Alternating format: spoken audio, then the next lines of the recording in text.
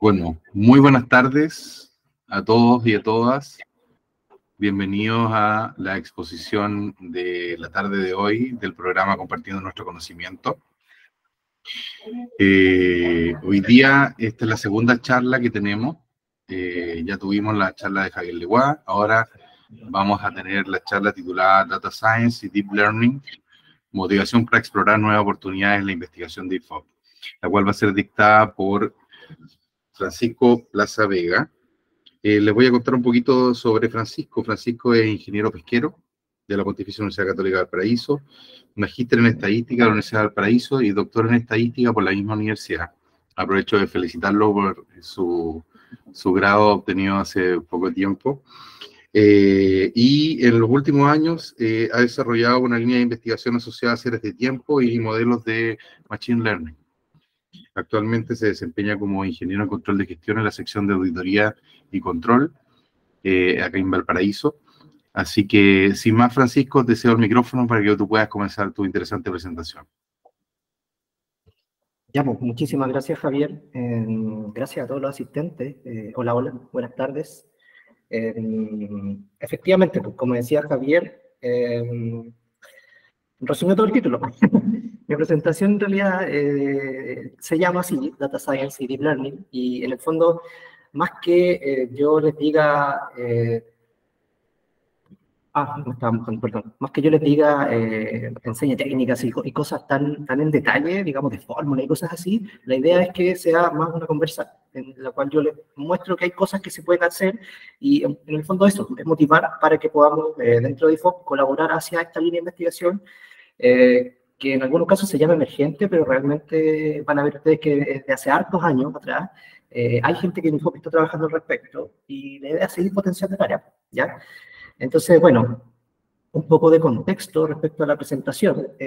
¿Por qué es esta presentación? Primero que nada, por la invitación de los chicos de Recursos Humanos, particularmente Javier, con quien yo había conversado hace un tiempo atrás.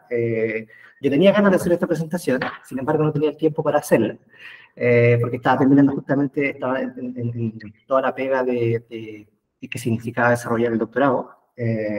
Afortunadamente terminé hace poco, me fue bien, así que bien. Entonces ahora ya tenía tiempo para poder armar esta presentación, que no tiene que ver con mi tesis doctoral, la verdad. Esa puede ser otra presentación si ustedes quieren, porque esa ya la tengo lista, esta tuve que prepararla ahora, durante este tiempo. Entonces, un poco de contexto es ese. Yo he desarrollado desde que estudié ingeniería pesquera, mi tesis fue en modelos de Machine Learning, particularmente redes neuronales. Ahí vamos a ver un poco de qué se trata eso.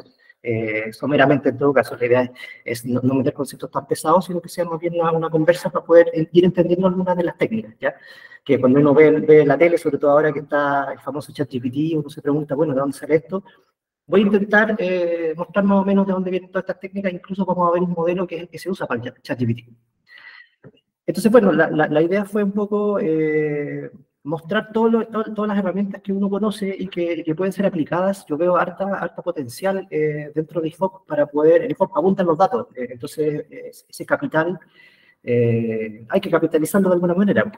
Hay que hacer trabajo, hay que hacer investigación al respecto, ¿ya? Para posicionar al IFOP como un ente de investigación, como lo es, pero además en estas líneas que son relativamente nuevas, ¿ya? Eso más o menos el contexto de por qué estamos acá en esta presentación, ¿ya?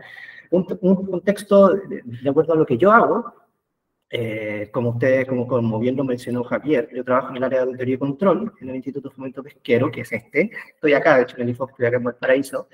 Trabajo ahí con Verónica Torres, y la pega nuestra es controlar los hitos de los proyectos y los hitos relevantes, digamos, de los proyectos, que se cumplen las fechas y que se entreguen los informativos. Eso básicamente a grandes rasgos en realidad. Entonces ahí todos los meses estamos llamando a los jefes de proyecto para preguntarles si van a hacer los talleres, si van a hacer las licitaciones, si van a entregar los informes, etc. ¿Ya? Entonces esa es como la pega principal. Y dentro, como por el ladito, hago un poquito de investigación y eso es lo que un poco quiero mostrarles ahora, ¿ya? Entonces, entrando en ese contexto, vamos a hablar en esta presentación de cuatro esta presentación está como en 4 partes, ¿ya? La primera, voy a mostrarles un poquito de qué se trata esto de la ciencia de datos, del data science, que se habla harto ahora, vende bastante en todo caso dentro de todos los proyectos de investigación. Entonces vamos a ver de qué se trata un poco esto, que básicamente es muy parecido a lo que presentó Javier en la presentación anterior, que es asociado al método científico. Van a ver que es muy parecido a los pasos que hay que llevar para desarrollar métodos científicos. Después de eso vamos a ver un poquito de aprendizaje automático o el famoso Machine Learning, del cual se habla harto, y ahí vamos a ver algunos modelos, los modelos más utilizados, para qué se pueden utilizar estos modelos, y vamos a ver más o menos las técnicas más principales, digamos, o las que más se utilizan. Hay muchas más en todo caso. Aquí, respecto del tiempo también, podríamos haber estado hablando toda una semana quizás, y no íbamos a cubrir todos los métodos. Después de eso vamos a hablar de aprendizaje profundo, entonces ahí vienen los modelos Deep Learning, que también están súper de moda ahora, donde ahí vamos a ver, por ejemplo, clasificación de imágenes, ahí vamos a ver de qué se trata esto de los modelos Deep Learning, que básicamente es lo mismo que lo anterior, sin embargo esta palabra Deep o aprendizaje profundo tiene que ver con que son modelos mucho más complejos, ¿ya? Y están asociados al desarrollo tecnológico, que tiene que ver, bueno, ahí lo vamos a ver en detalle en realidad, tiene que ver con las tarjetas de video, etcétera, ¿ya? Y finalmente, para terminar, mostrar algunas aplicaciones. Yo estuve ahí buscando dentro de un poco de lo que yo he trabajado, para centrarlo un poco en pesquería, ¿cierto? En lo que se hace en IFOP. Y también estuve encontrando algunos artículos, algunos desarrollos de gente del IFOP. Entonces quisiera compartirlo también, para en el fondo abrir un poco la mesa, digamos, y abrir la conversa respecto a cosas que se están haciendo actualmente y cosas que se pudiesen hacer, ¿ya? Entonces la idea mía para esta presentación es poder mostrarles todo esto y que ustedes puedan decir, chuta, yo tengo tantos datos, tengo este tipo de datos, quizás pudiese resolver el problema que tengo a través de alguno de estos modelos. Y ahí empezamos a desarrollar investigación, ¿ya? Entonces, por eso el título de la presentación lleva motivación, ¿ya? Entonces, hablemos de ciencia de datos, ¿ya? ¿Qué es la ciencia de datos? Aquí está una definición que aparece, me parece que la saqué del MIT, del Instituto Tecnológico de Massachusetts. Entonces, ellos definen la ciencia de datos como una línea de trabajo emergente que se encarga de la recolección, preparación, análisis, visualización, gestión y preservación de cantidades grandes de información. O sea, hacen todo, ¿ya? No puse el esquema acá, pero uno usualmente busca el esquema de ciencia de datos y te muestra así como que hay que saber matemática, estadística, computación, y entre medio aparece el científico de datos como le llaman el unicornio, porque es una persona que tiene que saber bastante de estas 3 áreas, ¿ya?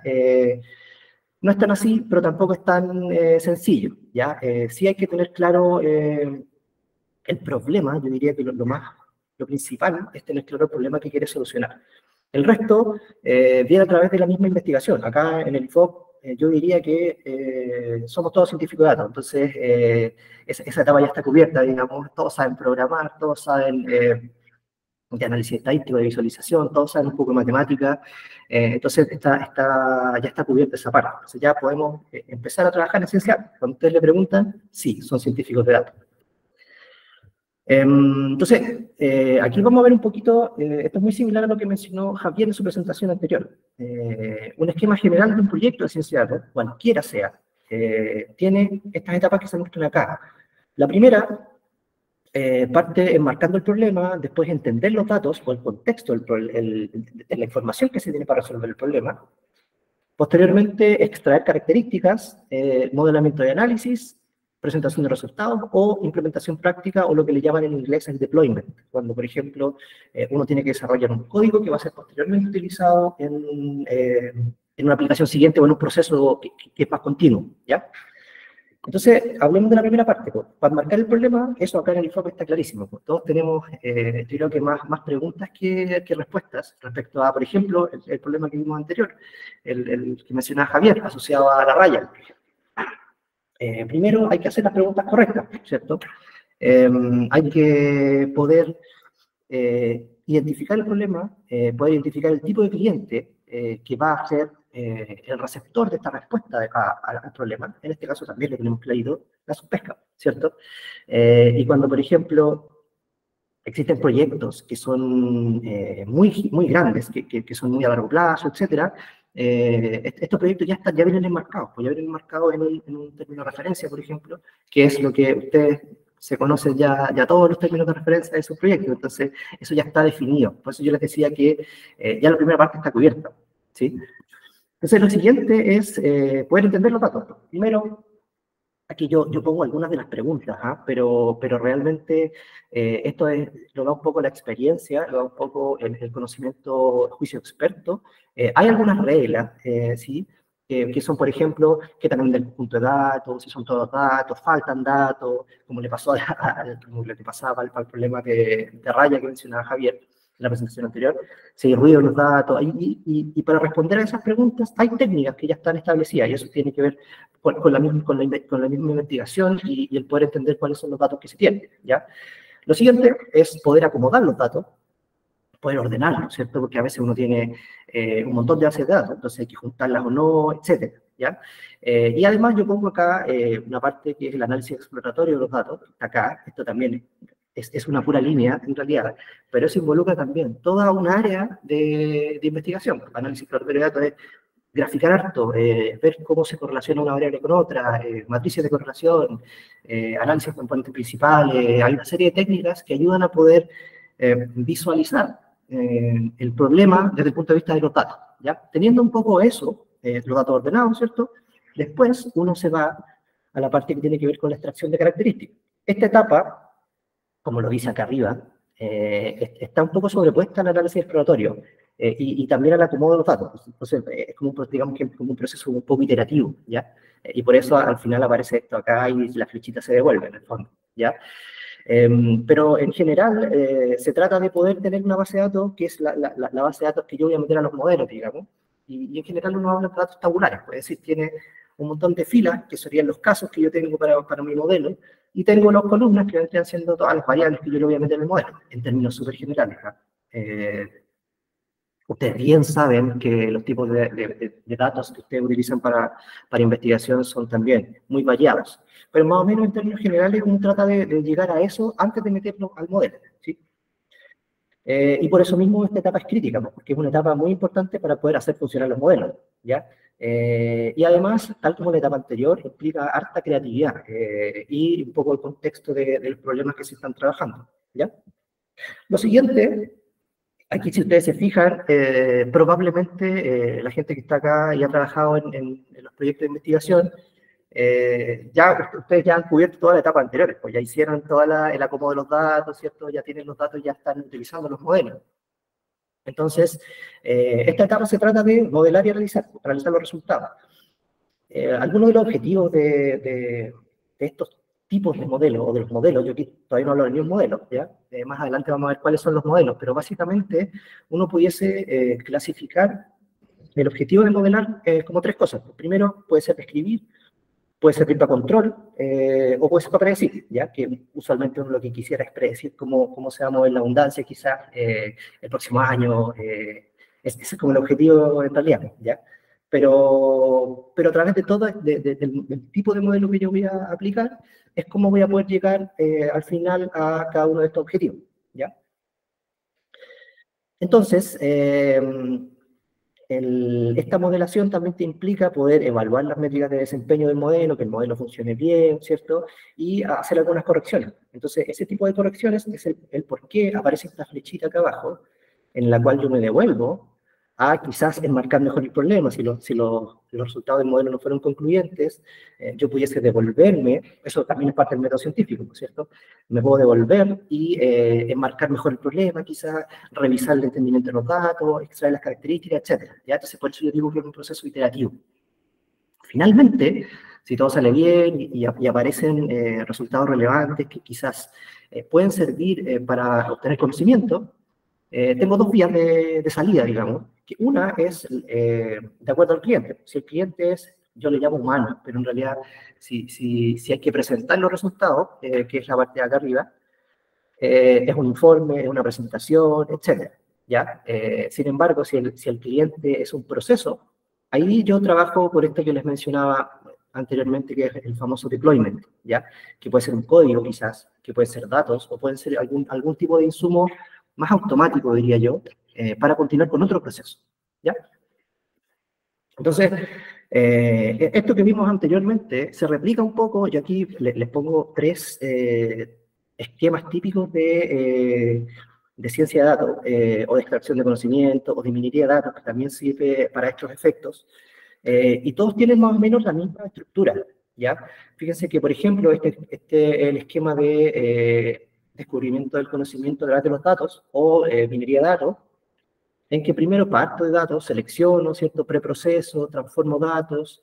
Esta toda la parte que yo les mencionaba de antes de la modelación, ¿cierto? Acá yo efectúo minería de datos, descubro patrones, interpreto, ¿sí? Entonces es lo mismo que anteriormente, donde acá, en la minería de datos, sería el modelo, ¿ya?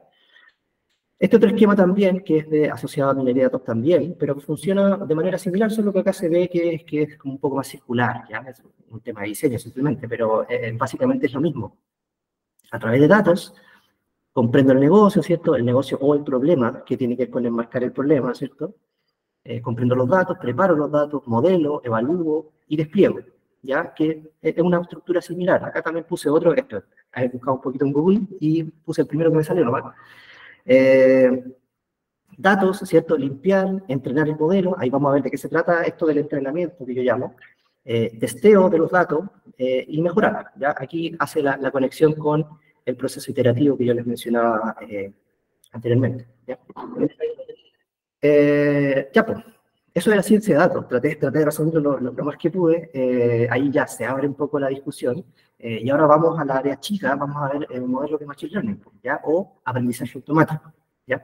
Entendiendo el proceso anterior, es muy análogo a lo que vamos a ver ahora, el cómo se implementan estos modelos, y lo van a ver al final en los ejemplos, que básicamente voy a tratar de seguir la misma estructura que les mostré antes, de Data Science, o de ciencia de datos, para el cómo vamos a mostrar los problemas, o sea, los ejemplos de investigaciones que se han hecho, ¿ya?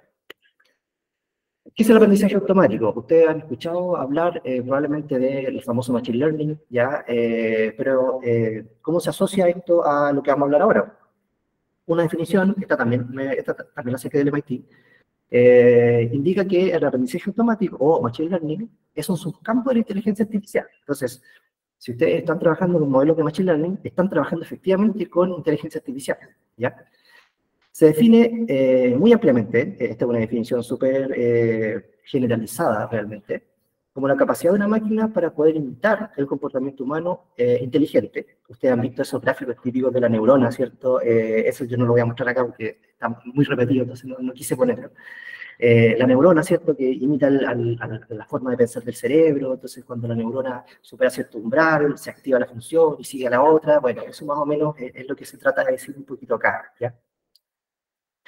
Y asimismo los sistemas de inteligencia artificial se utilizan para poder efectuar algunas tareas que son más complejas, ¿ya? O modelos que son más complejos y que tienen muchos más parámetros, ¿ya?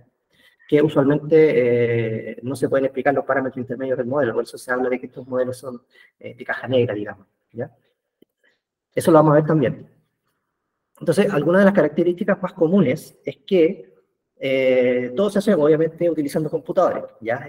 Vamos a necesitar el computador, vamos a tener que programar, vamos a tener que correr algunos modelos, sea en R, sea en Python, sea en el lenguaje de programación que ustedes estimen conveniente, ¿ya?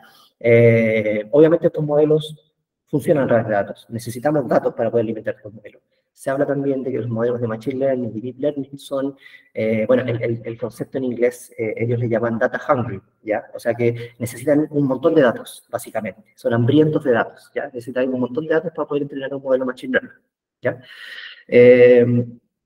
Entonces, si está simulando, y aquí, bueno, además se considera que los puntos de datos van a ser muestras, ¿ya?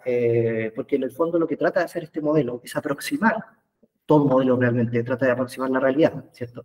Si tengo suficientes ejemplos buenos respecto a la realidad, yo puedo modelar de buena manera el problema que quiero atacar, ¿ya? Eso en el fondo es un poco lo que explica en esta parte, ¿ya?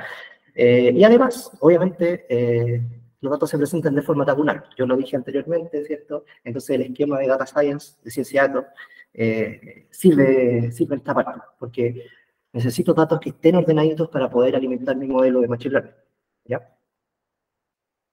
Bueno, una característica importante a mencionar es que estas características estos datos de forma tabular pueden ser numéricas, binarias o categóricas, ¿ya? Ahí vamos a ver más adelante de qué se trata esto de binario o categórico, ¿ya? Porque va a estar asociado a los tipos de modelos. Hablamos de aprendizaje automático, ¿cierto? Entonces vamos a ver que hay básicamente 3 tipos de aprendizaje automático. Para esta presentación nos vamos a enfocar en los 2 primeros. El tercero, la verdad es que yo no lo he estudiado mucho, así que no lo puedo tampoco, no puedo mostrar qué tipos de modelos, pero más o menos podemos hablar un poquito de qué más o menos se trata, para que ustedes se hagan una idea general de esta área, ¿ya? Primero vamos a hablar de la supervisión en el aprendizaje, ¿ya? Tenemos 2 tipos de modelos, que son los modelos de aprendizaje supervisado y los no supervisados, ¿ya? ¿A qué se refiere esto de la supervisión? Los modelos de aprendizaje automático o de machine learning intentan aprender ciertos patrones a partir de los datos, ¿ya? Si yo le entrego los patrones que quiero que el modelo aprenda, estoy hablando de un modelo supervisado. Es decir, si tengo, por ejemplo, como un modelo lineal, en donde yo le entrego las variables que alimentan el modelo y le entrego la salida que debería de entregarme el modelo, ahí yo le estoy entregando una etiqueta o le estoy entregando ahí yo estoy haciendo el modelo que sea supervisado, porque yo quiero que el modelo ajuste los parámetros de esta red neuronal o del modelo que sea, de tal manera que se parezca lo más posible en la salida que yo le estoy entregando como la salida observada del modelo, ¿ya? Ahí estamos hablando de modelo supervisado. O cuando, por ejemplo, yo le entrego las etiquetas y yo digo que, por ejemplo, esta imagen es una reineta, por ejemplo, ¿ya? Y yo le digo que esta imagen, y le pongo el nombre reineta, y yo digo que la otra imagen es jurel. Yo ahí estoy haciendo un aprendizaje supervisado, porque yo le estoy dando las etiquetas correspondientes a las salidas que yo quiero que el modelo me entregue, ¿ya? Eso básicamente son los modelos supervisados. Ahora, el aprendizaje no supervisado es cuando no hay etiqueta, ¿ya?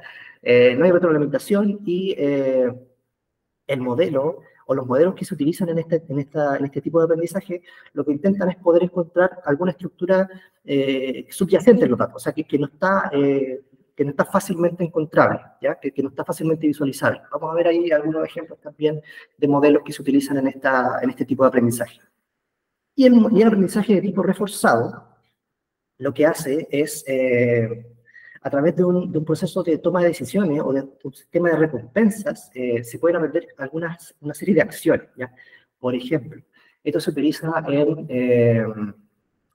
por ejemplo, en juegos, cuando se entrena el modelo. Por ejemplo, no sé si ustedes han visto el video de que el Mario 1, por ejemplo, va avanzando Mario y pierde. Y después ven que el modelo aprende que si camina solamente pierde. Entonces, el modelo va retroalimentando y va diciendo que cuando viene un monito, el Mario tiene que saltar, por ejemplo, ¿ya?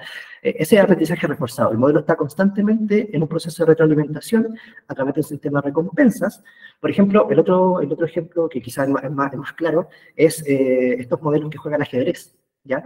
A través del sistema de recompensas, que es si gana o si pierde el juego de ajedrez, va retroalimentándose el modelo y el modelo va aprendiendo distintas técnicas para poder ganarle a su rival, que puede ser una máquina o puede ser una persona, ¿ya?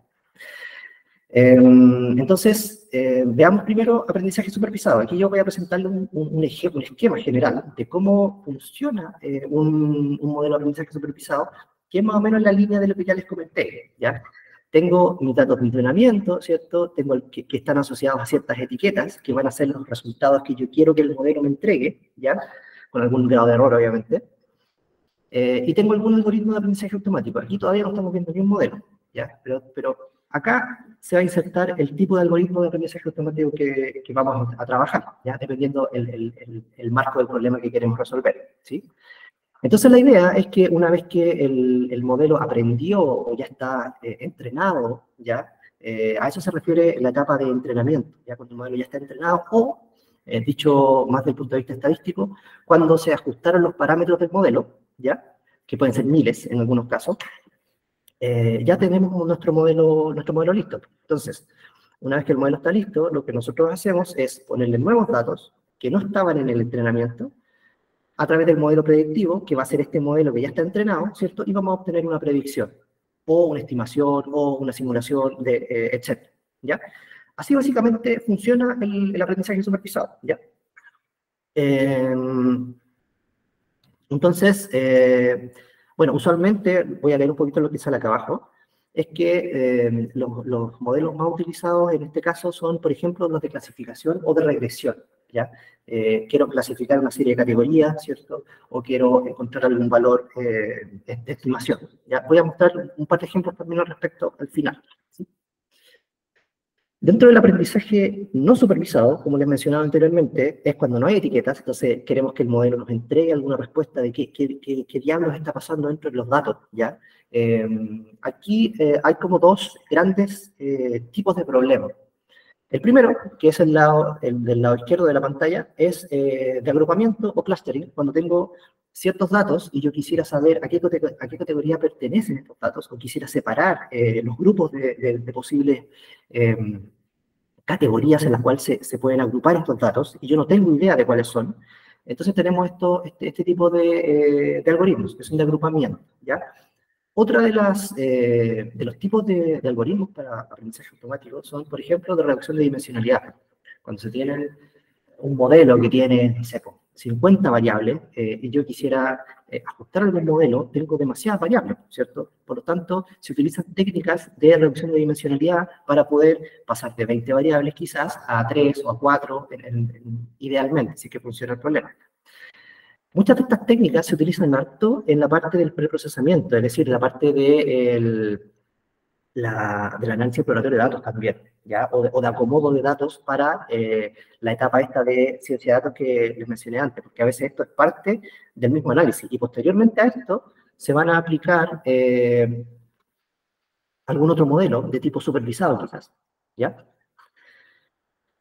Y acá yo tengo un esquema nomás de aprendizaje reforzado. Aquí lamentablemente no tengo ejemplos, así como que yo he trabajado en problemas de aprendizaje reforzado, pero básicamente es para que nos vamos un poco con la idea de qué se trata este algoritmo, ¿ya? O de qué se tratan los modelos asociados a aprendizaje reforzado. Yo les mencionaba, primero tenemos dos grandes elementos, que son el entorno, tenemos el agente, ¿ya? El agente es el que tiene que aprender, o digamos, es la inteligencia artificial que tiene que ajustar sus parámetros para poder resolver el problema, ¿ya? Y en función de eso, va a tomar una cierta acción que va a ser contrastada con el entorno y va a cambiar de estado, ¿ya? Si el modelo es exitoso en la acción que toma, va a obtener un premio, ¿ya? Que es lo que está acá. Y eso va a alimentar el modelo y lo va a retroalimentar para poder entrenar mejor sus parámetros y poder responder a los futuros estados que se obtengan, ¿ya? Si no, bueno, se devuelve el proceso iterativamente y se ajustan los modelos, ¿ya? Por ejemplo, aquí yo les muestro algunos ejemplos donde los menciono acá. Yo les mencionaba algo de los juegos, ¿cierto? El manejo de recursos, por ejemplo, se utiliza este tipo de modelos en recomendaciones personalizadas o en robótica también. Por ejemplo, este robot que está hace poco de Boston Dynamics, por ejemplo, utiliza obviamente modelos mucho más complejos. Este robot que baila, no sé si ustedes han visto el video, pero este robot utiliza aprendizaje tipo reforzado porque va obteniendo retroalimentación inmediata a partir de su entorno en función de ciertas acciones que tiene que tomar el robot. Por ejemplo, los estabilizadores para que el robot pueda saltar o bailar, ¿sí? Ese tipo de modelos están detrás de esto del aprendizaje reforzado, ¿ya? Entonces, dentro del aprendizaje automático podemos ver un esquema general, que en realidad, para el aprendizaje profundo, es lo mismo. Entonces, lo presento acá, pero después nos va a quedar súper clara la idea más adelante cuando veamos los otros modelos. Esto es exactamente lo mismo que vamos a ver más adelante, ¿ya? Entonces, tenemos que distinguir, digamos, 4 etapas dentro de cualquier implementación de algún algoritmo de aprendizaje automático, que son el preprocesamiento, que es esto de transformar los datos a data tabular, ¿cierto? Y eso ya viene de la parte de ciencia de datos que vimos antes. Aquí nosotros hacemos toda la pega de ciencia de datos, ¿cierto? Extraemos características, seleccionamos las características mejores, reducimos dimensionalidad, hacemos la exploración de datos, ¿cierto? Sacamos submuestras a lo mejor para trabajar con algún conjunto de datos nomás que es el que queremos atacar, ¿sí? Entonces tenemos obviamente las etiquetas, porque estamos hablando de datos, por ejemplo, en el caso del aprendizaje supervisado, o tal vez no, y ahí tenemos los modelos de aprendizaje no supervisado. Tenemos nuestro dato de entrenamiento, ¿cierto? Tenemos la prueba, los datos de prueba, que son los que vamos a poner en nuestro modelo. Entrenamos nuestro modelo a través de un proceso de entrenamiento o de ajuste de parámetros, en donde aquí yo pongo algunas subetapas, ¿ya? Esta parte también es bien compleja, pero estoy tratando de hacer barrido bien general respecto a las etapas que se hacen, ¿cierto? Primero uno propone varios modelos, muy similar a lo que hizo Javier en la presentación anterior. Él también propuso un montón de modelos, él validó los modelos, ¿cierto? Aquí se hace validación cruzada, por ejemplo, de los datos, cuando tienes pocos datos de validación, muestras las métricas de desempeño y optimizas los hiperparámetros. ¿A qué me refiero con hiperparámetros? Son no tan solo los parámetros que tiene el modelo dentro de sí, sino que son algunas opciones de configuración que tienen los modelos de aprendizaje automático. Pero no voy a entrar tanto en ese detalle, sin embargo, quisiera que ustedes supieran que sí, existen muchas otras cosas respecto a estos modelos. Estoy tratando de generalizar un poco para que se tenga esa información, ¿ya? Pero sí, existen muchas configuraciones dentro de algún modelo de aprendizaje automático, que lo vamos a ver más adelante cuando les muestre los tipos de ejemplos, los tipos de modelos más utilizados. Ahí vamos a ver algunos hiperparámetros de ciertos modelos, ¿ya? Finalmente, tenemos el modelo final, ¿cierto? Te muestro las etiquetas, si es que es de clasificación el problema, si es que es de supervisado o no supervisado. Aquí muestro los resultados, ¿ya? Y finalmente, para evaluar el modelo, digo, y finalmente, a través de datos nuevos, yo muestro una predicción o lo que yo quiero mostrar como resultados de esta aproximación o de esta aplicación de modelos de aprendizaje automático, ¿sí? Acá muestro algunos de los algoritmos que más se utilizan. Vamos a describir algunos, eso sí, pero los que más se utilizan, por ejemplo, aquí yo los separé en algunos tipos de problemas, que son, por ejemplo, regresión, clasificación y agrupamiento o reducción de dimensionalidad. Por ejemplo, para regresión, el que más se utiliza, diría yo, son las famosas redes neuronales. Ya eso, ustedes han visto el esquema, lo vamos a ver más adelante en todo caso, pero es el típico esquema de las neuronitas, ¿cierto? Con las capas ocultas, las capas intermedias y la capa de resultados. Lo vamos a ver más adelante, pero ese es uno de los algoritmos de aprendizaje automático, yo diría, clásicos, entre comillas, que es lo que se utiliza bastante, ¿ya? Para clasificación tenemos un algoritmo que también se utiliza harto, que es el máquina de soporte vectorial, que también esto separa a través de una separación de hiperplanos, ¿ya? Los datos, frente a una optimización también, y busca como la separación que mejor funciona en función de los datos, ¿ya? Y ahí puede separar cuáles son las características y las categorías asociadas. Para aprendizaje no supervisado, aquí hay varias técnicas. En realidad, para los dos tipos de modelos de tipo de aprendizaje hay varios algoritmos. Yo aquí muestro algunos nomás, pero hay muchos más. Por ejemplo, tenemos los árboles de decisión, tenemos bosques aleatorios, tenemos clustering, que eso es lo que un poquito el ejemplo que les mostraba en el gráfico anterior. Tenemos, por ejemplo, PCA a través de kernel, PCA no lineal. PCA me refiero a análisis de componentes principales, solo que ahí lo puse en inglés, pero por Principal Components Analysis. Vecinos más cercanos, entre otros, ¿ya? La idea es que después ustedes vean esta presentación y si tienen algún problema de regresión, copian y buscan algún modelo de red neuronal, copian y buscan algún modelo de máquina de soporte vectorial o SVM, Support Vector Machine, y así, pues, dependiendo del problema, aquí hay alguna metodología que pudiese ayudar a resolverlo, ¿ya? Entonces, no muestro acá los modelos, porque más adelante vamos a ver que hay algunos que son muy similares, ¿ya? Vimos ya aprendizaje automático, ¿sí? Ahora vamos a profundizar, entre comillas, un poquito la conversa y vamos a hablar de aprendizaje profundo. ¿Cómo se define el aprendizaje profundo? Esto yo lo saqué de ChatGPT, o ChatGPT. Lo modifiqué un poquito porque la explicación era un poco larga, así que yo le modifiqué un poquito para que quedara más sintético para esta presentación.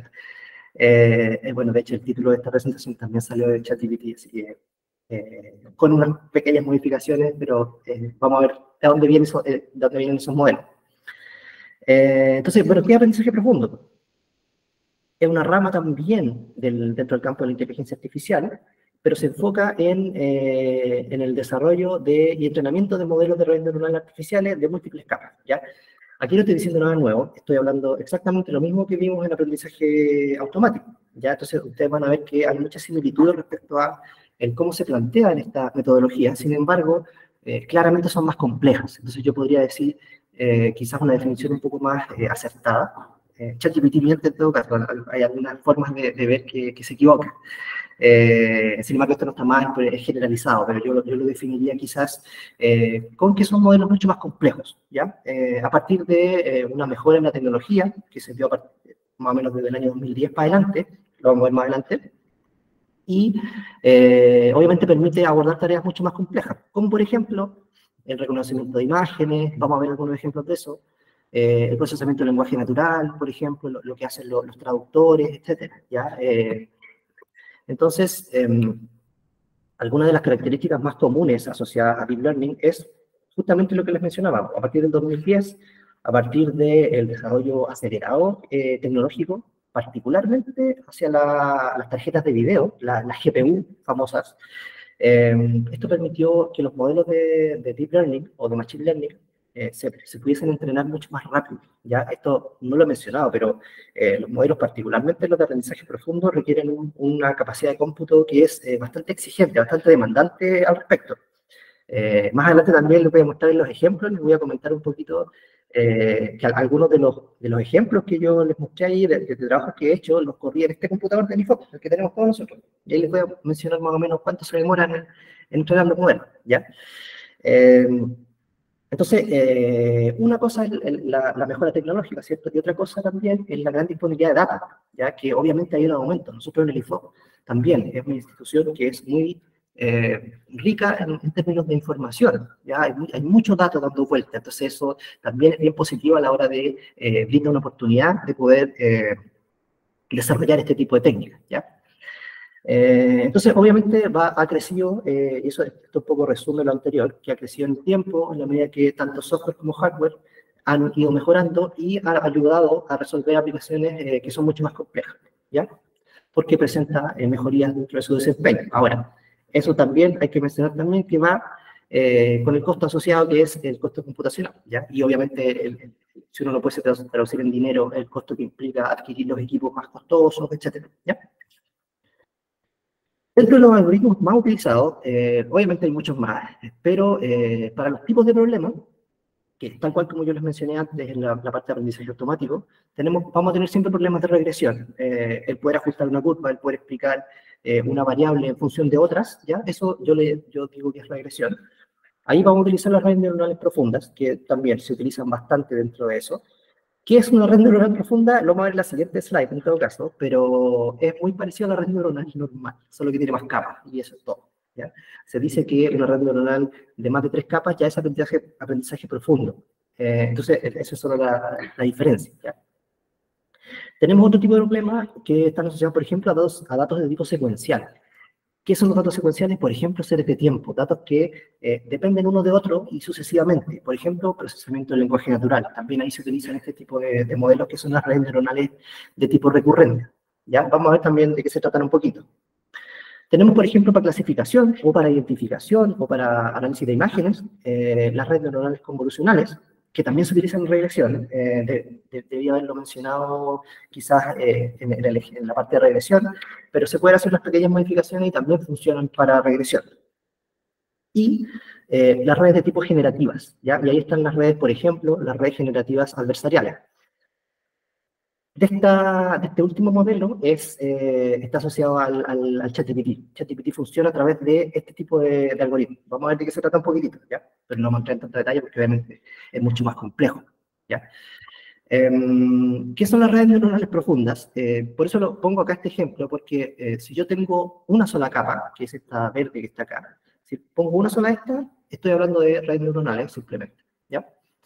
¿Qué es una red neuronal profunda? Es esto, el esquema que se ve acá, en donde tengo entradas, que son los inputs, que es lo azul que está aquí, en donde yo, por ejemplo, pongo todas las variables que quiero incorporar en el modelo. Por ejemplo, volviendo al trabajo que hizo Javier, que él tenía, ¿cierto? Explicaba un índice de abundancia en función de una serie de variables. Esas variables son las que se ponen acá, ¿ya? Y el modelo, a través de un proceso de entrenamiento, que es ajustar los parámetros de este mismo modelo. ¿Y cuáles serían los parámetros? Todas estas rayitas que conectan cada neurona, este círculo es una neurona, cada neurona con la otra, ¿ya? Todas esas rayitas son un parámetro del modelo. Entonces, ustedes se imaginarán que si tengo 20 variables y tengo 3 capas, y en cada capa tengo no sé cuántas neuronas en la capa oculta 2, en la 3 y en la para adelante, ¿ya? Aparecen un montón de parámetros. Entonces yo les hablaba de hiperparámetros. Los hiperparámetros son esa configuración que yo les mencionaba. Por ejemplo, Hiperparámetro sería el número de neuronas en la capa oculta 1, el número de neuronas en la capa oculta 2, el número de neuronas en la capa oculta 3. ¿Ya? A eso me refería con hiperparámetros, son las distintas configuraciones de este modelo. ¿Cómo funciona este modelo? Funciona a través de cada una de estas líneas, de estas conexiones, está asociada a un peso, a un parámetro. Y ese peso, a través de una suma ponderada de peso versus la variable que compone a esta neurona, y posteriormente a través de una función de activación, y ahí eso le da la característica no lineal al modelo, se generan estas sumas ponderadas que se van propagando hacia adelante del modelo. Y finalmente se traducen en una salida que está acá, que es la que yo asocio a, por ejemplo, el I que yo quiero explicar dentro de mi modelo, si pienso en un modelo lineal simple, por ejemplo, ¿ya? A la variable dependiente que yo quiero explicar en función de estas variables que están acá. ¿Sí? Eso básicamente es una red neuronal profunda, ¿ya? O también una red neuronal de tipo normal. Ahora, hay hartas cosas que me he saltado en realidad, pero hay distintos tipos de configuraciones de capa oculta, el número también, hay distintos tipos de funciones de activación, ¿sí? Entonces, por ahí también se abre un poco el abanico de posibilidades a desarrollar, ¿ya? Hay distintos tipos de output, puedo tener una salida, digo, puede ser una, pueden ser varias, pueden ser categóricas, ahí hay un montón de... se abre un poco el abanico de posibilidades para trabajar, ¿sí?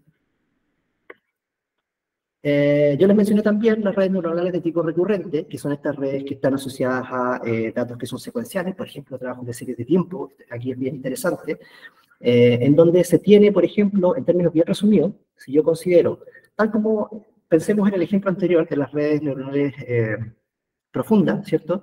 Tengo acá mis datos de entrada, resumiéndolo todo en una sola, ¿cierto? Y tengo acá el proceso, ¿ya? Que este proceso genera una salida que está acá, denominada HT. Ahora, esta cajita que se llama A, ¿sí? Es todo el proceso, por ejemplo, que se hacía acá en las capas ocultas, ¿ya?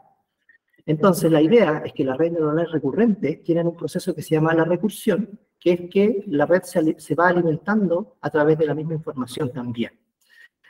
¿Qué podemos rescatar a través de esto? Es que para una serie de tiempo, por ejemplo, existe una dependencia de temporal, ¿cierto? Los datos del futuro van a depender un poquito de los datos del pasado, ¿ya? Por lo tanto, o algo que se le denomina también la memoria de la serie de tiempo, ¿ya? Entonces, este tipo de modelos ayudan a trabajar con memoria. Van considerando la memoria, que no sé si se alcanza a ver acá, esto es un poco abrir, hacerle doble clic a cada una de las células, que se llaman estas de aquí, y abrir un poco la memoria, perdón, abrir un poco la celda y decir que acá hay una memoria que se va considerando desde las etapas anteriores y ayudan a predecir los valores futuros de la serie de tiempo o, por ejemplo, de algún sistema de procesamiento de lenguaje, ¿ya? Que también pueden ser redes, yo aquí menciono solo una, que se llaman las LSTM o Long Short Term Memory, porque está asociado justamente a esto que yo les mencionaba de la memoria, que es memoria a corto y largo plazo, ¿ya? Pero hay, de aquí también hay también para abrir un poco, hacerle doble clic a esto, y hay para todos lados hay modelos, ¿ya? Hay modelos que se llaman bidireccionales, que funcionan hacia adelante y hacia atrás, ¿sí? Cuando, por ejemplo, se habla de texto, uno a veces importa la palabra que está más adelante para ver cuál fue el texto anterior, ¿sí? Ahí va a depender del problema realmente, ¿ya? Pero esto para datos secuenciales, ¿sí? Y las famosas redes convolucionales, que son las que, aquí esto también es un esquema general, ¿ya? Tienen varias etapas. Pues yo menciono más o menos 3 etapas características de una red neuronal convolucional. Esto es solo un esquema, ¿ya? En términos de es mucho más horrible. Entonces lo que muestro es que acá, por ejemplo, tengo una capa de entrada que está asociada a imágenes, por ejemplo, y lo que hace la red neuronal convolucional es a través de la convolución, que es una operación que caracteriza a este tipo de modelo, va recorriendo toda la imagen y va encontrando ciertos patrones a través de una mezcla de 2 operaciones, que son la convolución y el remuestreo o pooling, ¿ya? Entonces, a través de todas esas operaciones va encontrando patrones a distintos niveles, que va a depender de cuántos pares de operaciones yo introduzca en mi modelo convolucional, que es lo que está acá en la segunda etapa, en donde se extraen ciertas características. Por ejemplo, cuando hay imágenes que están asociadas a caras, por ejemplo, no sé, pues tal vez el contorno de la nariz puede ser una característica, el contorno de los ojos puede ser otra característica. Cuando el modelo quizás es de tipo de clasificación o de identificación de, por ejemplo, vamos a dar un ejemplo de plancton, por ejemplo. Cuando el plancton tiene un borde que está asociado a alguna característica principal, esa característica es extraída acá y es identificada, y el modelo después se alimenta de esa característica y puede identificar en imágenes que no estuvieron en el entrenamiento, puede identificar que, vaya, aquí hay un tipo de plancton que es el que me interesa identificar, ¿sí? Y finalmente, después de todo esto, viene una capa que le llaman Fully Connected, pero esto básicamente, si ven el esquema, se parece harto a esta, ¿cierto? Efectivamente es una capa de red neuronal profunda, la que se ve acá. Entonces, por eso que yo les mencionaba que estas redes neuronales convolucionales también pueden servir para regresión, porque bastaría con poner acá una pura salida nomás, que sea numérica, y de esa manera yo puedo utilizando el modelo como regresión, ¿ya? Ahora, ¿por qué acá tengo varias salidas? Porque estas pueden ser tal vez categorías asociadas a los tipos de imagen que yo puedo tener. Es decir, si yo tengo un modelo, por ejemplo, que clasifica peces, ¿ya? A través de imágenes, y el modelo me va a decir qué pez es el que está en esta imagen, yo pudiese tener todas las posibles categorías, y esa salida va a estar asociada a ciertas probabilidades. Entonces, la probabilidad más alta es la que se le asigna, obviamente superando un cierto umbral, si no, tal vez los resultados no son conclusivos. La probabilidad más alta está asociada la categoría probable a la cual pertenece esa imagen que yo estoy entrenando, ¿sí? Y esto también, volviendo a las definiciones anteriores, esto es un modelo de un aprendizaje de tipo supervisado, ¿sí? Porque yo le estoy diciendo cuáles son los resultados. Y las redes generativas, que es el famoso ChatGPT que mencionábamos antes, tiene dos componentes, ¿ya? Un generador, que es el que se ve acá, y hay un discriminador, que es el que se ve acá, de este otro lado. Entonces, la idea general de este tipo de modelos es que el generador toma información a través de un conjunto de información que se llama espacio latente, o espacio simulado, o probabilidades de acá, ¿ya? Y genera cierta imagen, o cierto patrón, o ciertos datos, ¿ya? Por ejemplo, generó este pescadito dibujado, ¿ya? Y después viene otra red, que se llama discriminador, que va a revisar si los datos de entrenamiento, que son las imágenes reales, se parecen o no, o si son en realidad generadas por este agente que se llama generador, ¿ya? Y aquí tengo dos opciones, que el discriminador me diga es verdadero o es falso, y en función de esa información, el generador se va alimentando, y asimismo también el discriminador se va alimentando de los casos favorables y los casos no favorables para poder mejorar la estimación de los hiperparámetros o de los parámetros también del modelo. Y por tanto, la idea es que el generador le gane al discriminador. Entonces, ¿qué pasa, por ejemplo, con el ChatGPT? ChatGPT se entrena a través de texto de páginas web, de la internet, digamos. Y lo que pasa es que el generador de ChatGPT es el que a través de ciertos textos que yo escribo me dice y me genera texto, ¿ya? Entonces ese texto es generado por esta etapa que está acá, ¿cierto? Y el discriminador ya está entrenado el modelo, por lo tanto el discriminador ya dijo, vaya, parece que este texto es generado por un humano, o se parece mucho a los datos de entrenamiento, por lo tanto el modelo está válido, ¿ya? Y por eso que este sistema de inteligencia artificial se va entrenando cada cierto tiempo, porque probablemente se descubren fallas, porque el generador no está escribiendo datos, información que el discriminador pueda identificar, ¿sí? Eso es un poco, en términos generales, las redes generativas adversariales. Por ejemplo, estos modelos se utilizan harto en generación de, por ejemplo, en subir resolución de imágenes. Cuando yo tengo imágenes que tienen una muy baja resolución, yo la paso en este sistema y te genera una imagen que se ve mucho más grande, porque el generador está haciendo, a través del espacio latente, que sería la imagen, está generando una imagen más grande, y el discriminador dice, ah, mira, esta imagen es del entrenamiento, por lo tanto, es verdadera, ¿ya? Eso más o menos, así de eso se trata un poquito este algoritmo de redes generativas adversariales, ¿ya? Viendo todo lo anterior, vamos a ver algunos ejemplos, ya para que se vea como, digamos, en terreno, cosas que se han hecho tanto en el IFOP como por investigadores del IFOP, y yo también voy a mostrar algunos trabajos míos, ¿ya? Bueno, se trata de esto, algunas aplicaciones que han sido desarrolladas por investigadores del IFOP, me incluyo, para poder demostrar que esto se puede aplicar. La idea es un poco de esta presentación es eso, motivar que se pueden aplicar cosas y que discutamos al respecto, ¿ya? Entonces, de acuerdo a la misma presentación, respecto a ciencia de datos, por ejemplo, este es un trabajo que fue mi tesis de magíster de estadística. Identificamos patrones a través de la serie de tiempo de anchoveta y sardina y variables ambientales, ya en el norte de Chile. Entonces, a través de un proceso de nuevo, de minería de datos y de ciencia de datos, a través de una mezcla de algunas técnicas que tienen que ver con exploración de los datos, aquí utilizamos análisis de componentes principales, descomposición de las series de tiempo y agrupamiento a través de clustering, que era esto que agrupaba ciertas las características. A través de todo ese proceso, lo que hicimos es descubrir, por ejemplo, que lo verde, que está acá en este gráfico de aquí, que es de anchoveta, representa cuando había anchoveta, ¿cierto? Y asimismo, mostraba cuando no había sardina. Después encontramos que el otro clúster, que era este rojo que está acá, mostraba cuando había sardina y se iba la anchoveta. Y después, posteriormente, encontramos cuando el alza de anchoveta, el azul, y la disminución de sardina. Entonces encontramos más o menos 3 patrones que están asociados a tiempo estable de anchoveta, alzas y bajas de la misma, ¿ya? Y eso con su correspondiente alza y baja en la pesquería de sardina, ¿ya?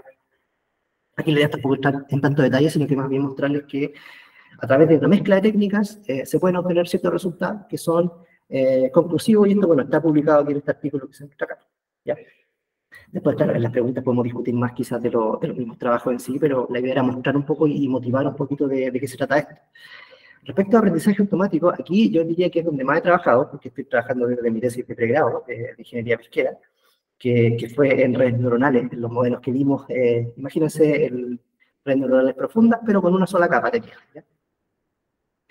Y aquí hemos trabajado en anchoveta, en sardina, en jurel también, en donde podemos mostrar como dos grandes grupos de trabajos, ¿ya?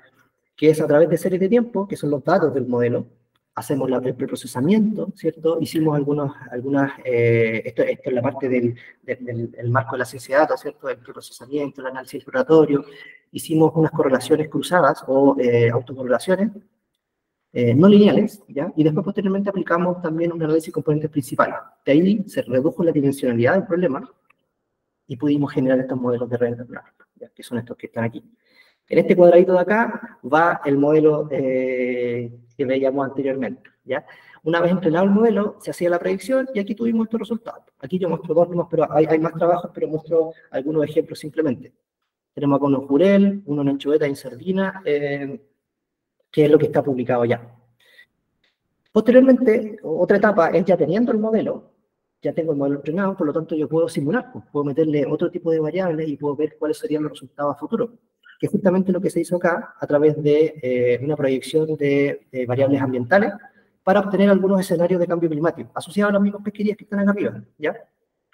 Entonces eso es lo que se muestra acá a continuación. Hay otro que está desarrollado en Jurel, pero ese está en desarrollo, así que lo voy a mostrar un poquito más adelante, pero sigue esta misma lógica, ¿ya? Sigue la lógica de tener un modelo y después proyectar ciertos escenarios ambientales, ¿ya? Dentro del aprendizaje automático, aquí quiero destacar el trabajo de Pancho Contreras, de Francisco Contreras, que él hace tiempo también, él venía trabajando, estuvimos conversando hace poco, y él, lo voy a citar en esta parte, porque me dijo, yo de flojera quise hacer este trabajo para poder solucionar un problema. Ahora yo les voy a mostrar un poquito, si es que el Pancho me da la venia ahí para contarles un poco de qué se trataba este problema. Él veía que tenía que analizar estómagos de sardina, perdón, de merluza, ¿ya? Esa es una pega bien compleja desde el punto de vista de lo que hay que hacer, ¿no es cierto? Abrir los estómagos, analizar, contar, etcétera. Es una pega bien complicada, digámoslo así, ¿ya? Entonces él vio que tal vez puedo aplicar este modelo para que, en función de algunas variables que se muestran acá, yo puedo explicar el índice de importancia relativa, que era una de las salidas que se pretendía la exploración o el análisis estomacal de los merluzas, ¿ya?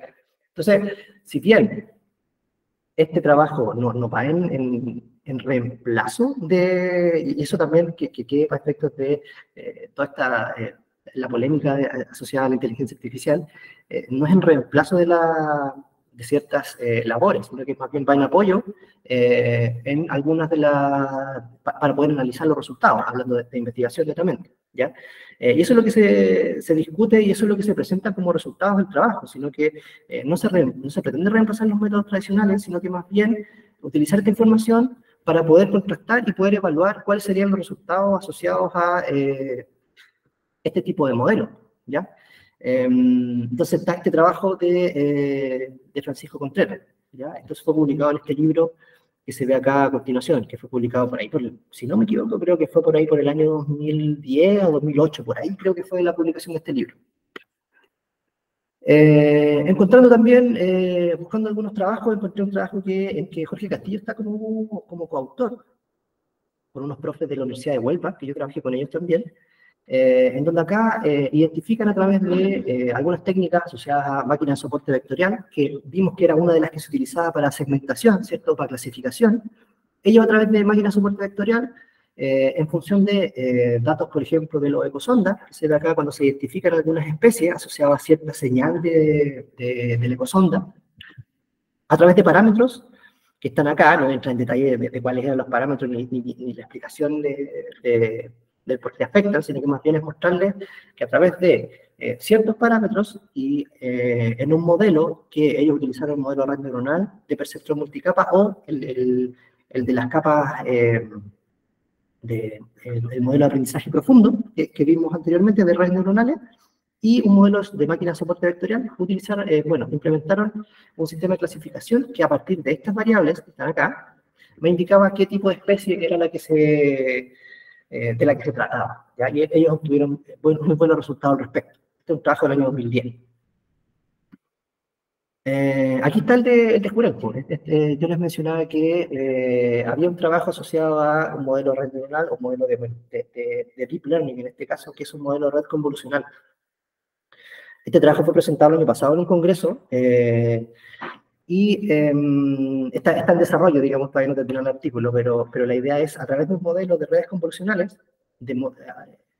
adaptados para regresión, lo que se hace es entrenar el modelo con datos del pasado, ya de 5 o 6 años atrás, con datos ambientales también, y una vez teniendo el modelo implementado, se hacen algunas simulaciones respecto a cambios ambientales, ¿ya? Y en función de eso se obtiene resultados asociados a desembarque futuro, ¿ya? Y eso es lo que se hace acá. Entonces se tienen dos escenarios, se muestran dos escenarios realmente, uno más bien cálido y otro más bien frío, en donde a través de una comparación, acá comparamos unos modelos de tipo CleanPlot, que son básicamente modelos lineales o no lineales asociados a ciertos parámetros, pero es un modelo más bien de forma cerrada, con una ecuación que se escribe, y lo comparamos con algunas técnicas de deep learning, particularmente las redes neuronales convolucionales, como regresión, que nos entrega, aquí tampoco es para reemplazar un modelo u otro, sino que tiene distintas características. Los modelos de deep learning nos ayudan a tener una estimación más bien mensual, y los modelos de CleanPlot nos ayudan a tener una estimación de forma anual,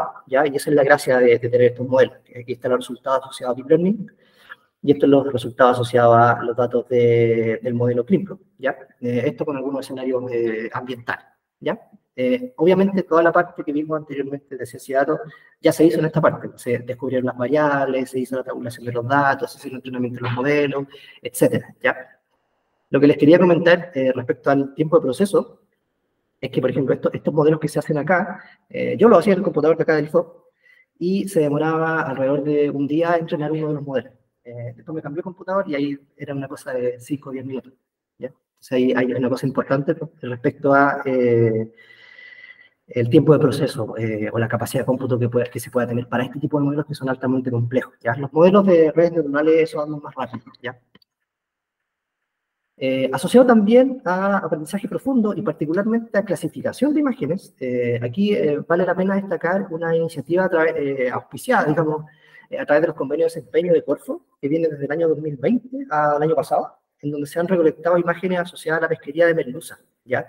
Asociado a un acompañante de la pesquería de merluza, y se entrenaron modelos de red neuronal convolucional, que son los que más o menos siguen esta estructura. Yo pongo acá, aquí cuál es el modelo que se utilizó, si bien sigue esta misma forma, que es básicamente tener las imágenes de los peces, o de las especies, que en este caso eran alrededor de 18 especies que se querían clasificar, a través de la convolución y el pooling, se genera después una salida y se dice acá cuál de las especies tiene la mayor probabilidad de pertenecer, ¿ya? Este es el detalle fíjense que esta es la capa de entrada, que aquí están las imágenes, esta es la capa, una de las repeticiones de convolución más pooling, aquí va otra más, aquí va otra más, y aquí va otra más. Y aquí remata con la red neuronal de tipo profundo, que es la que está acá, ¿ya? Eso es como el esquema general de una red convolucional.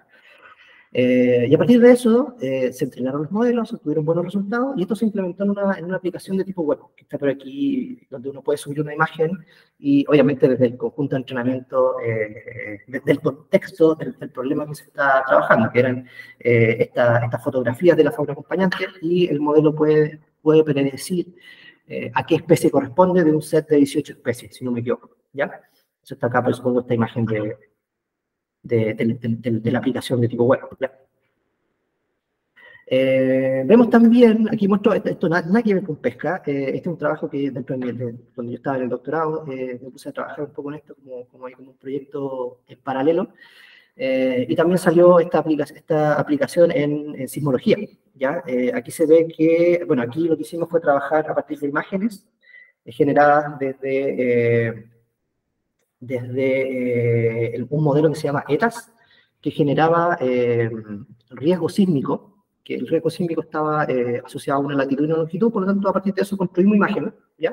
Y con esas imágenes alimentamos dos modelos. Uno, que tenía que ver con este long short term memory, o este modelo recurrente, dado que estábamos trabajando con series de tiempo, pero en este caso eran series de tiempo de imágenes, ¿ya? Entonces construimos dos modelos, uno de red neuronal convolucional, uno de red neuronal recurrente, y obtuvimos una predicción de tanto la intensidad de los sismos como la localización para el siguiente día, ¿ya? Con información de los 15 días, de 15 días hacia atrás, ¿ya? Esto está publicado por ahí en el 2021, ¿ya? Algo que no mencioné es que para mi tesis, de hecho acá no he hablado nada de mi tesis doctoral. En mi tesis doctoral hay uno de los trabajos que tiene que ver con Deep Learning, pero se utilizó para estimar algunos parámetros de otro modelo, ¿ya? Entonces, lo que quiero decir es que también se puede utilizar para procesos intermedios dentro de otro proceso más grande, ¿ya? Ahí también podemos entrar en detalle después, ahí hay otra presentación más. Algunas iniciativas que están corriendo en este momento es, por ejemplo, entiendo que va a haber un curso de Machine Learning que está ahí en desarrollo, están armando cómo va a proceder ese curso. Existe una biblioteca digital de Plankton que la está llevando el DOMA, entonces ahí también va a haber harta información independiente de, tal vez aquí se me pase alguna iniciativa. Está también, dado que fui a hablar el otro día con Francisco Contreras, él me comentó que también tuvieron una iniciativa, y eso tiene que ver, quizás conecta un poco con lo que estaba trabajando Javier en el trabajo anterior, es que Pancho Contreras con Edison Garcés, ellos estuvieron desarrollando una aplicación asociada a clasificar especies de rayos en función de una serie de variables, ¿ya? Entonces ahí también hay una iniciativa que está en desarrollo, que hay que ponerle tiempo, hay que seguir trabajando en aquello.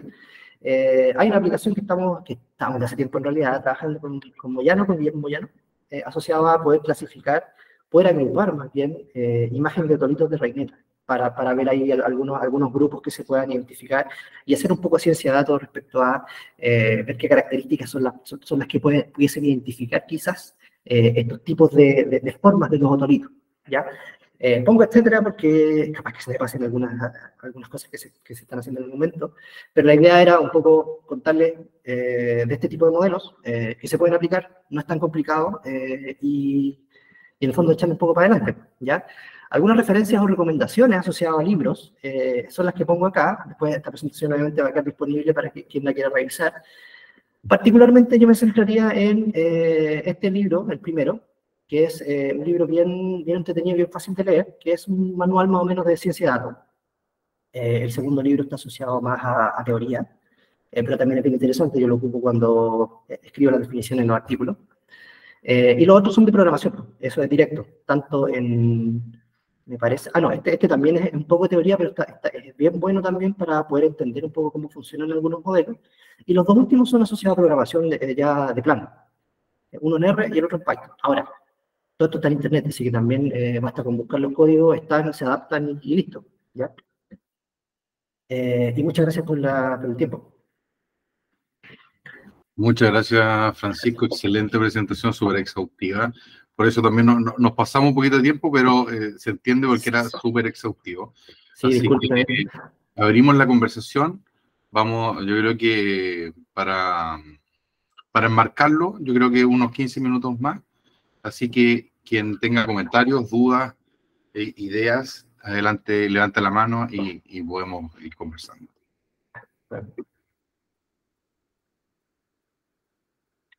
Voy a poner ahora. Ya, bueno, ahí se ve todo. Sí. Adelante, Carlos. Hola, colegas, ¿me escuchan? Te escucha súper bien. Ya, Sí. genial. Oye, bueno, felicitar y agradecer a los dos colegas por esta oportunidad de compartir el conocimiento, particularmente un tema que es de interés mío y algo ahí hemos estado conversando con Francisco Plaza respecto a Machine Learning, Deep Learning, inteligencia artificial y cosas por el estilo. Yo quería preguntarle a Pancho algo que es un poco como, que tiene que ver con unas etiquetas que, sobre todo, no ahora, pero en la década pasada, parece, ¿sí? Se hablaba mucho de que estas black box, ¿ah? Y sobre todo a los estadísticos, a los matemáticos y en general al usuario común, no le gustan mucho las cajas negras, ¿ah? La caja negra es Entonces, yo quería un poco saber la opinión que tiene él, porque hay algunos, la reformulación, por así decirlo, que gracias a la inteligencia artificial y el uso de las redes neuronales artificiales, creo que creó un lenguaje un poquito más, no sé, menos misterioso que esto de la black box, ¿ah? Pero quería saber un poco cuál es la opinión que él tiene, porque cuando uno estudia esto con detalle, tú te das cuenta que en el fondo, desde mi perspectiva, no sé qué piensa Pancho, no hay una black box, como se entiende así, digamos.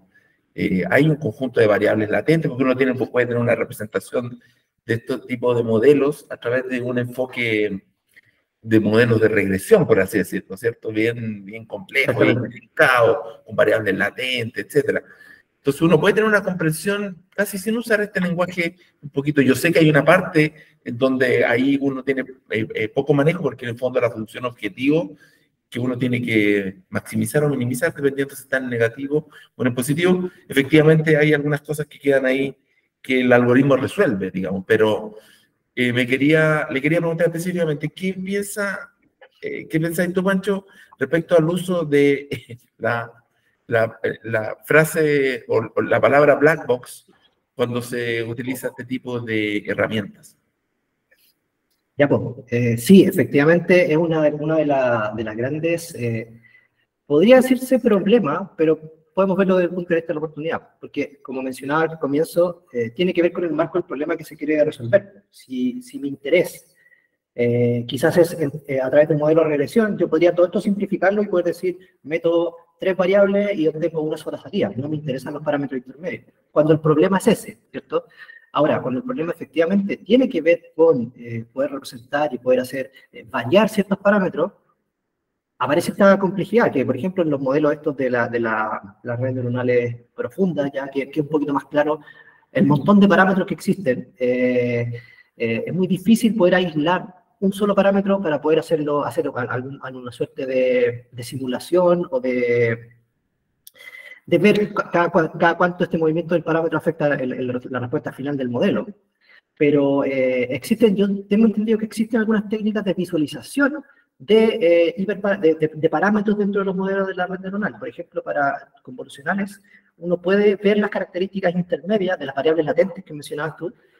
También existe para los modelos de redes neuronales profundas. Ahora, también va a depender un poco del marco del problema. En realidad yo lo resumiría de esa forma. Si el interés es, y también por otro lado, lo que se puede hacer quizás es comparar estos modelos de cajas negras, digamos, con un modelo de regresión un poco más simple, que es un poco lo que estábamos haciendo en ese trabajo de Jurel, que todavía no lo termino, es comparar estos dos modelos. Pues uno que tiene parámetros y son súper claritos, entonces uno puede hacer el juego ahí de la sensibilidad del modelo, y el otro que yo no sé qué me va a dar al final, pero no es tan así realmente. Ahora han aparecido más maneras de poder visualizar, abrir un poco la caja negra, que como dices tú, no es tan negra, sino yo diría que un poquito más gris, pero va a depender obviamente del objetivo que se quiere. ¿Ya? Ahora, perdón que me extienda un poquito, porque este tema me interesa harto, lo encuentro bien interesante. Ahora, por ejemplo, se han utilizado, y esto no lo puse acá como trabajo, por ejemplo, yo para mi tesis doctoral, teníamos un modelo que no era de caja negra, sino que era más bien un modelo escrito, ya una I igual a tanto, en un modelo de tiempo, así que era un poquito más complejo, en el cual no teníamos forma de estimar los parámetros. Bueno, en ese caso lo que hicimos es utilizar la caja negra para nuestro beneficio, y a través de esa caja negra estimábamos los parámetros del modelo, y de esa forma obteníamos el modelo, el primer modelo, digamos, el modelo principal, ¿ya? Entonces ahí nosotros nos aprovechamos un poquito de esta caja negra y la utilizamos para la estimación de otra etapa, por eso lo dije un poco así.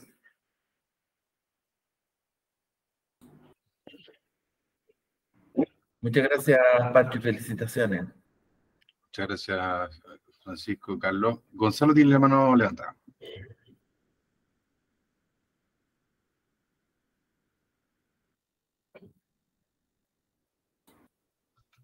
No se te escucha, Gonzalo. A ver, ahí sí. Ahí sí. Ahí sí. Vale. Felicitaciones, Francisco. Muy didáctica tu presentación. Muy interesante. Una consulta de tu mirada ya más experta, digamos, ¿cierto? Se dice en el tema análisis de datos que R la lleva, ¿cierto? Pero en el Machine Learning, Python parece, ¿cierto? Tiene cierta iniciativa o partió primero. De hecho, cuando uno explora Python o baja alguna de las librerías, se encuentra con las variables por defecto que son las Xtrain, Xtest. Justamente que están asociados al tema del entrenamiento y pruebas, ¿cierto? Que tienen que realizarse con los modelos, ¿no? Sobre todo en tema de regresión logística, random forest, lo he visto yo, y también decision tree. Mi consulta es, desde tu mirada, como te digo, ¿conjugan ambos lenguajes o tú te inclinarías de alguna manera por Python, que tiene de alguna manera ventaja o un mayor recorrido ya con estos temas, y donde probablemente uno encuentre librerías como yo ya he estado explorando un poco con el Machine Learning, el TensorFlow, y con el Deep Learning, el Keras, que son ciertas plataformas que se vinculan con Python y están en ese lenguaje? Esa es mi consulta, Francisco. Gracias. Ya, pues, buena pregunta. Eso ya es más un poco el área chica de los modelos. Gonzalo se ha metido harto en esta área, entonces, bien, pues, súper bueno. Mira, bueno, una cosa es lo que yo creo. Yo trato de ser un poco agnóstico respecto a los lenguajes de programación. Yo uso el que me sirve de acuerdo al problema que quiero solucionar. Entonces, por ejemplo, te cuento un poco de experiencia personal. Yo trabajaba todos los datos en R. Los trabajaba en R, generaba la data tabular que yo les mencionaba para meterla en los modelos, y después me iba a Python y hacía los modelos en Python, porque estaban todos los códigos en Python y era más fácil implementarlos realmente. Posteriormente, obtenía los resultados, me devolvía a R y hacía los gráficos, porque encuentro que en R sale más bonito. Es una cosa personal. Ahora, dicho sea de paso, estas herramientas que mencionas tú, está TensorFlow, está Keras, que resume un poco TensorFlow. Está otra que se llama PyTorch, que esa es la que la está llevando ahora. No me metí un poco en eso, pero he visto también que PyTorch la está llevando ahora. Uno ahora puede correr R en Python y Python en R. Entonces también lo que quería decir es que ya están apareciendo todas las formas de hacer estas mezclas, y si tú no eres quizás no te gusta R, no te gusta Python, podéis correr Python en R y las librerías están bien ya implementadas en los dos lenguajes de programación. Por ejemplo, en R está TensorFlow, está Keras, están todas. Entonces, ya está apareciendo, debido a toda esta explosión de formas de programar, están apareciendo ya las librerías en todos los lenguajes de programación. Entonces, quizás obviamente, tal vez modelos mucho más complejos, de alta gama, que es lo top, pero quizás para los efectos nuestros, de aplicar modelos y replicar técnicas ya implementadas, da lo mismo en R o Python, realmente.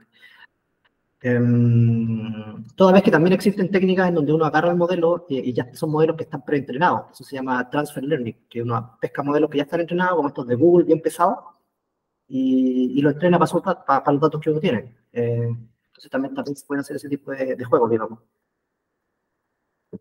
Ok, gracias, Francisco. Muchas gracias, Gonzalo. Gracias, Francisco. En virtud del tiempo, queríamos dar las gracias a Francisco por su excelente presentación, muy exhaustiva, muy didáctica, visualmente también muy atractiva. Así que dejarle la invitación a todos a seguir sumándose a las actividades que vamos a seguir realizando. Semana a semana vamos a tener diferentes presentaciones. Les vamos a pedir a los expositores si nos pueden compartir sus presentaciones para también disponibilizarlas a través de Drive para que todos puedan revisarlas y si tienen dudas, me imagino que podrán contactarse con cada uno de ellos para seguir indagando y colaborando eventualmente en conjunto.